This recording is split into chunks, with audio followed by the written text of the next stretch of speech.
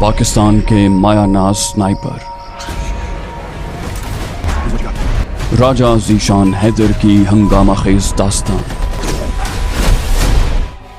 वतन दुश्मनों से नबरदाज़मा राजा ज़ीशान हैदर उर्फ SS और उसके जिगरी यार सरदार खान की मौत की आंखों में आंखें डालकर अपने वतन की बका के लिए जिद्दोजहद।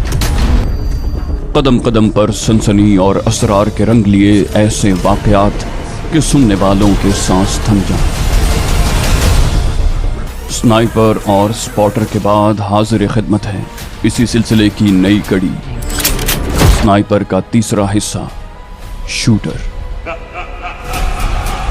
आपके लिए पेश खिदमत हैं नए हंगामे, पुरानी दुश्मनियाँ, एडवेंचर, एक्शन और वतन के लिए जान कुर्बान करने का अज़्म रखने वाले सरफरोशों की दास्तान।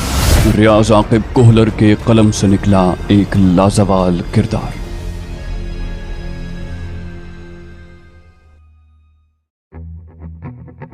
मुझे कहाँ जाना होगा? बिलाखिर मैंने दिनेश राम से पूछ लिया। उसने कहा, बंसी तुम्हें एक मकान तक पहुंचा देगा। कोशिश करना एक हफ्ता घर में ही गुजारना। जाने से 2 दिन पहले तुम्हें जरूरी हिदायत मिल जाएंगी। उसके बाद तुम अपनी राइफल लाने जा सकते हो, उससे पहले नहीं। अपना मोबाइल फोन बंसी को दे देना, वो तुम्हें नया मोबाइल फोन दे देगा और यहाँ से रुखसत होने के बाद भूल जाना कि तुम कभी इस मंदिर में आए थे। अगर हमारी जरूरत पड़े, वो भी इतनी शदीद कि तुम मरने वाले हो जाओ, तब भी यहाँ न आना। बंसी या मुझसे राब्ते की कोशिश न करना। अलबत्ता मेरा या बंसी का बुलावा आता है तो मुज़ायका नहीं। मैंने कहा, और अगर कुछ पूछना हो तो? वो सख्ती से बोला, तुम शायद सुन नहीं रहे।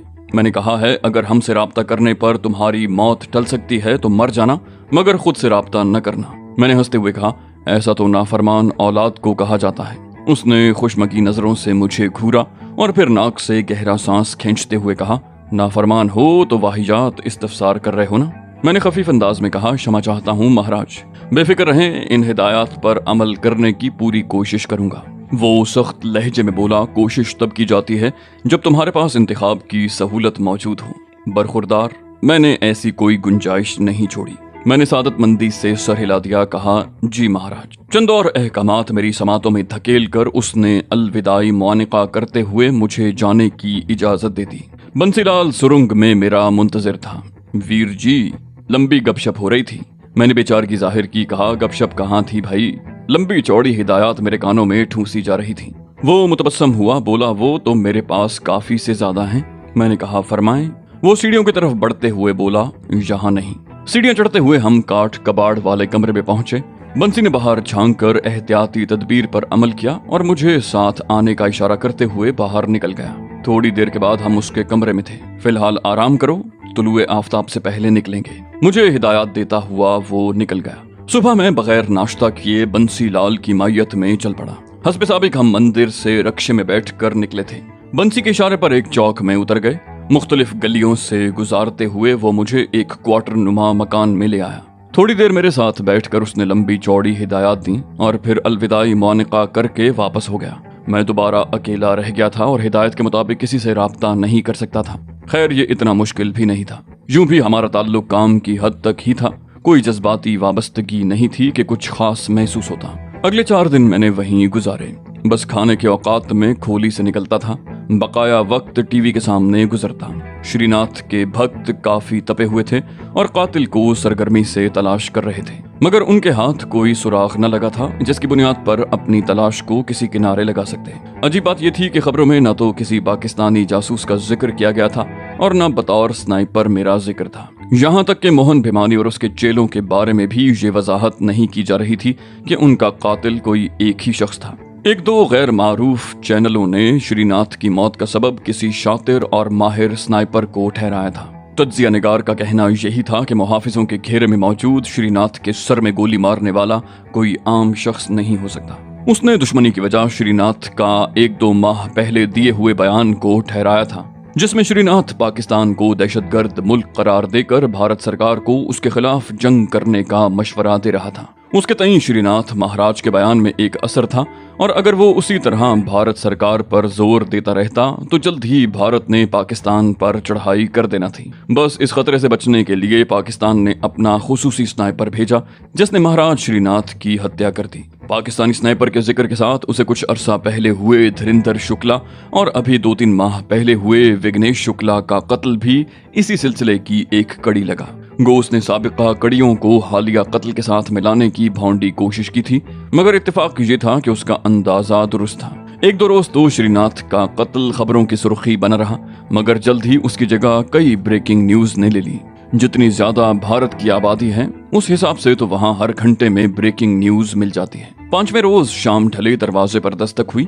मैं होल्स्टर में पिस्तौल की मौजूदगी की तस्दीक करके दरवाजे की तरफ बढ़ गया, लेकिन इससे पहले के दरवाजे तक पहुंचता धप की हल्की सी आवाज के साथ कोई चीज सहन में आ गिरी थी।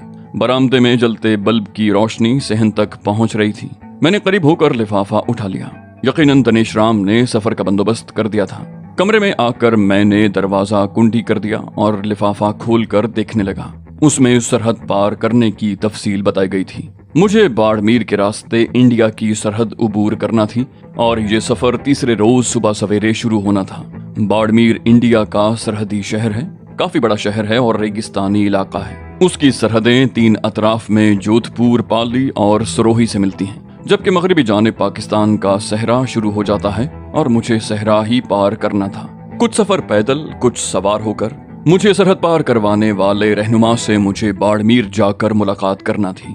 मुलाकात का तरीकाकार और जगह की वजाहत कर दी गई थी।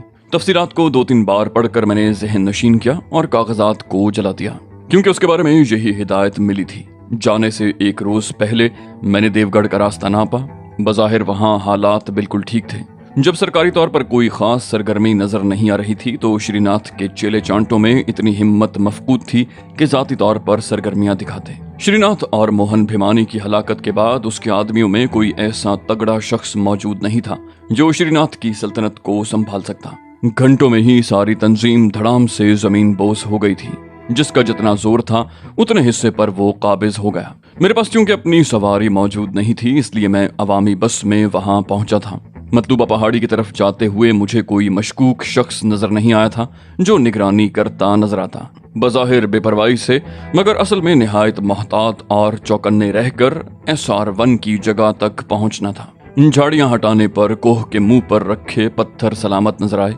दाएं बाएं नजरें दौड़ाकर मैंने एक बार फिर तसल्ली की और जल्दी से पत्थरों को खो के दहाने से हटा दिया। अकब में बैग मौजूद था। बैग उठाकर मैंने हल्का सा झाड़ा और कंधों में डालकर वापसी की राह ली। शाम तक मैं जोधपुर पहुंच गया था। रात अपने ठिकाने पर गुजार कर मैं अगले दिन नाश्ते के बाद बाड़मेर जाने को तैयार हो गया।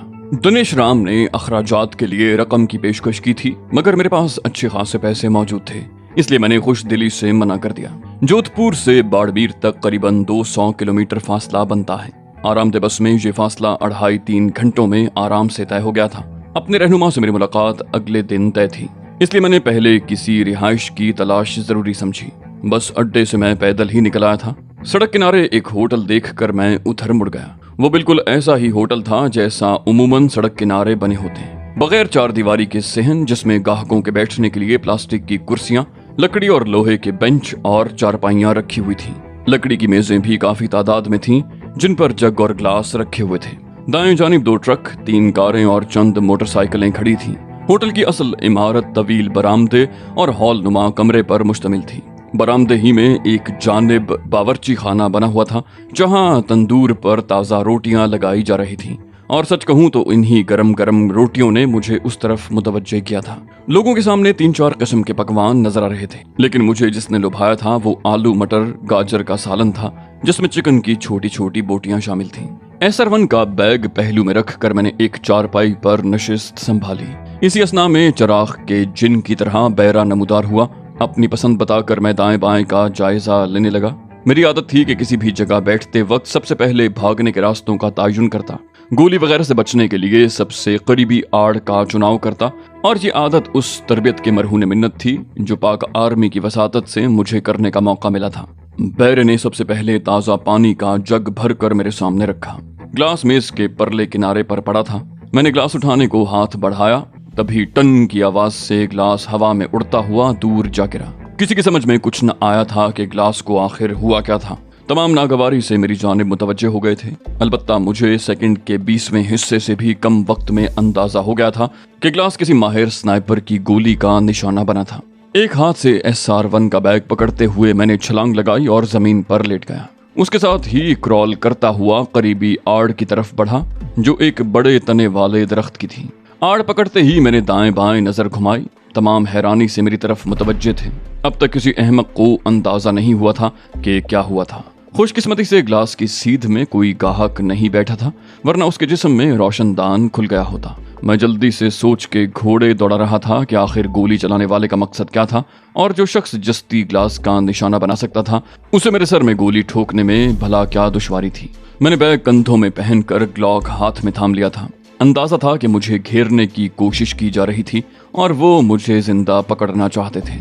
तभी गोली का निशाना नहीं बनाया था। मैं ग्लास को गोली लगने के जाविये से दुश्मन की जगह का अंदाजा लगाने लगा। उस जानिब चंद नुमाया इमारतें नजर आ रही थीं और स्नाइपर का ठिकाना किसी एक इमारत में हो सकता था।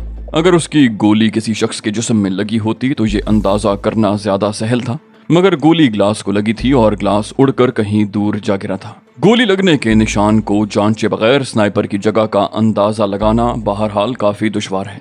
अचानक चारपाई से उठकर एक शख्स मोबाइल फोन कान से लगाए मेरी तरफ बढ़ा। मेरी नजरें उस पर गड़ गई थीं। चंद कदम दूर होगा कि मैं ललकारा, वहीं रुक जाओ। वो खाली हाथ ऊपर करते हुए चिल्लाया, प्लीज गोली मत चलाना, तुम्हारी कॉल है, मैं बस तुम्हें मोबाइल फोन देने आया हूँ। मैं मशकूक लहजे में बोला, मेरी कॉल कहाँ से आ सकती है? वो बोला, खुद सुन लो। उसने 2-3 कदम दूर से ही मोबाइल फोन मेरी तरफ उछाल दिया, जिसे मैंने हवा में ही पकड़ लिया। वो पीछे मुड़ गया। मैंने मोबाइल फोन कान को लगाया। शुस्ता अंग्रेजी में पूछा गया, SS बात कर रहे हो?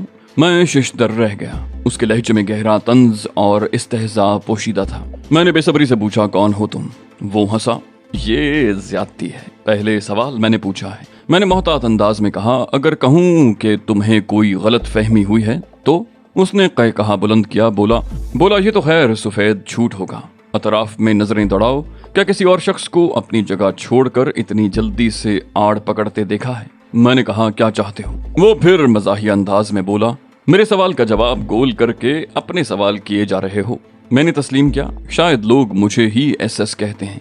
वो तफाखुर से बोला, गलत कहते हैं और शायद ये गलती सुधारने का वक्त आ गया है। मैंने इत्मीनान से कहा, मैं भी तुम्हारे साथ मुत्तफिक हूँ, तो दुश्मनी खत्म, अब मुझे जाने दो। उसने मतून किया, बस डर गए?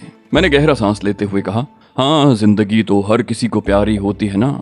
उसने इस्तेहज़ाई अंदाज में पूछा, कभी ट्रिगर दबाते वक्त तुमने भी ये सोचा कि तुम्हारे टारगेट को अपनी जिंदगी कितनी प्यारी हो सकती है? मैंने हंसते हुए कहा, तो तुम्हें भी वही करना चाहिए था जो मैं करता हूँ, ग्लास की बजाय मेरी खोपड़ी में गोली ठोकते। वो बोला, नहीं, फिर तो मजा खराब हो जाता। इतनी दूर से मुझे तुमसे मुकाबले के लिए बुलाया गया है, बगैर चुनौती दिए कैसे कत्ल कर देता? मैंने इस्तेहज़ाई अंदाज में पूछा, तो चूहे बिल्ली का खेल खेलना चाहते हो? वो एतमाद से बोला, इरादा तो यही है। मैंने तजवीज़ पेश की, ठीक है, फिर मुझे जाने दो ताकि डट कर मुकाबला कर सकूं। वो बोला, हाथ आए दुश्मन को स्नाइपर कभी छोड़ा नहीं करता, और ये तुमसे ज्यादा कौन जानता है? मैंने मुंह बनाते हुए कहा, फिर मुकाबला तो ना हुआ ना? उसने पेशकश की। बोला, अच्छा, मैं ग्लास पर दोबारा गोली चलाता हूँ, तुम बताना कि मैं कहाँ छुपा हूँ। अगर सही बता दिया तो जाने दूंगा। मैंने इनकार करते हुए कहा, मैंने अगर दरख्त के तने से झांक कर देखा तो बड़ी आसानी से तुम्हारा निशाना बन सकता हूँ। उसकी इत्मीनान भरी आवाज उभरी, तुम्हें झांकने की जहमत नहीं करना पड़ेगी। उसके साथ ही ग्लास को गोली लगी और वो उड़कर बरामदे के सुतून से जा टकराया। गोली भी ग्लास से रगड़ खाती हुई सुतून की बुनियाद में घुस गई। काफी लोग जो खाना खाते हुए मुझे ताज्जुब से देख रहे थे और वो बैरा जो मेरा खाना मेज पर चुनकर मुझे इशारे से बुला रहा था, इस मर्तबा ग्लास के बजने और गोली के सुतून से टकराने का नतीजा देख चुके थे। तमाम चीखते हुए उठकर भाग पड़े, जबकि मैं काटो तो बदन में लहू नहीं की मिसाल बना पड़ा था, क्योंकि इस मर्तबा गोली जहां से चलाई गई थी वो मेरा अकब बन रहा था।